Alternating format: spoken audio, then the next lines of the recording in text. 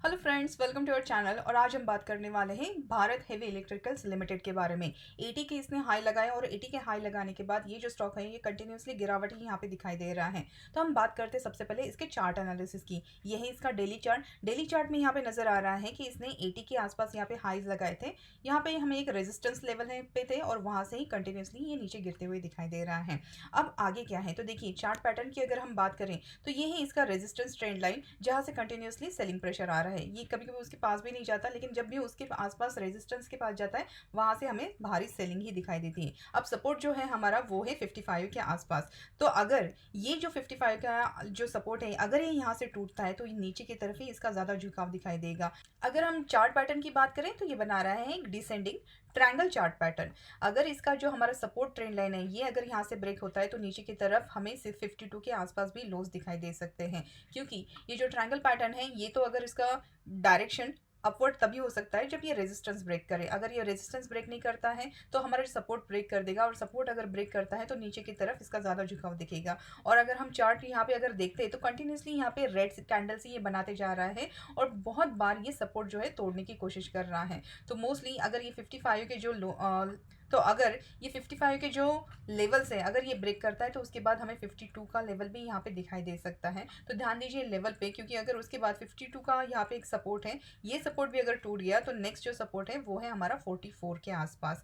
और अगर हम ग्लोबल क्यूज की बात करें तो ग्लोबल सेंटिमेंट्स अभी निगेटिव हैं रशिया यूक्रेन की वजह से, और उसी के चलते हुए ये निगेटिव सेंटिमेंट जो है वो इम्पैक्ट कर रहे हैं हमारे इंडियन मार्केट को भी। तो आने वाले अगले हफ्ते में यहाँ पे भारी गिरावट दिखाई दे सकते हैं ओवरऑल मार्केट में, और उसी का असर हमें इन सारे स्टॉक्स में भी दिखाई दे सकता है। इसमें मोस्टली जो वीक स्टॉक है वो यहाँ से ज़्यादा गिरावट दिखाई दे सकते हैं, और जो स्ट्रॉन्ग स्टॉक है उसमें भी गिरावट दिखाई दे सकती है। तो ध्यान दीजिए इन सब चीज़ों पे, लेवल जो है वो मार्क कीजिए।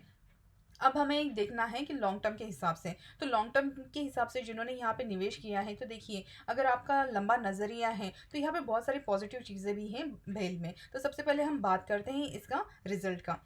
हाल ही में इसके रिजल्ट आए 27 जैन को, जहाँ पे उन्होंने कंसोलिडेट नेट प्रॉफिट 27 करोड़ का दिसंबर क्वार्टर में डिक्लेयर किया है। देखिए कंटिन्यूसली 7 क्वार्टर्स में इस कंपनी ने लॉस ही बुक किया था, और ये फर्स्ट टाइम है जहाँ पे ये कंपनी ने प्रॉफिट भी दिखाया है 27 करोड़ का, जो कि बहुत पॉजिटिव बात है भेल के लिए। मतलब यहाँ से आने वाले आगे के जो क्वार्टरली रिजल्ट है हम एक्सपेक्ट करके चल सकते हैं कि वो यहाँ से बढ़िया रहेंगे।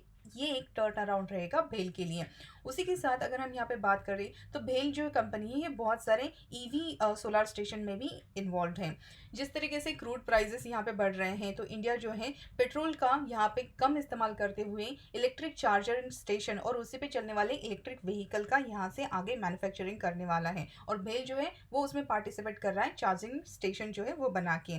अब यहाँ पे जो चार्जिंग स्टेशन है वो सिर्फ 2 व्हीलर 3 व्हीलर के लिए नहीं, तो जो हेवी कमर्शियल व्हीकल है, इलेक्ट्रिक बसेस हैं, उनके लिए भी ये इंस्टॉल करने वाला है सोलर इलेक्ट्रिक व्हीकल। तो ये जो बात है ये आने वाले सालों में यहाँ पे दिखाई देगी। अगर आप लॉन्ग टर्म के हिसाब से आप इसमें इन्वेस्ट कर रहे हैं तो जो स्टॉक है वो बहुत ही डिस्काउंटेड प्राइस पे मिल रहा है, और हो सकता है कि यहाँ से शॉर्ट ड्यूरेशन में यहाँ पे थोड़ी गिरावट दिखाई दे। लेकिन अगर आप लॉन्ग टर्म का नजरिया रख रहे हैं तो यहाँ से एक टर्न अराउंड होके यहाँ से आगे की तरफ ये अच्छा परफॉर्म कर सकता है। बस अभी शॉर्ट ड्यूरेशन के लिए यहाँ पे थोड़ी, तो जो नए निवेशक है उनको क्या करना चाहिए, तो देखिए जब तक हमारा ये जो रेजिस्टेंस है ये जब तक ब्रेक नहीं होता और ये यहाँ से स्ट्रेंथ नहीं दिखाता तब तक इसमें निवेश नहीं करना है, क्योंकि यहाँ पे थोड़ा वीकनेस दिखाई दे रहा है।